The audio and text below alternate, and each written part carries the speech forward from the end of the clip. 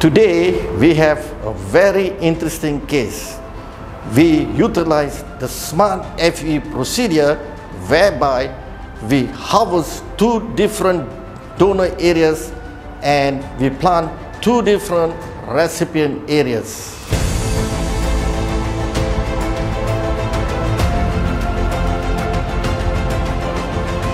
The first donor area or harvesting area is at the nape of the neck. The second donor area is at the moustache and the beard. This patient already make a final decision to remove all these individual hair from the moustache and the beard.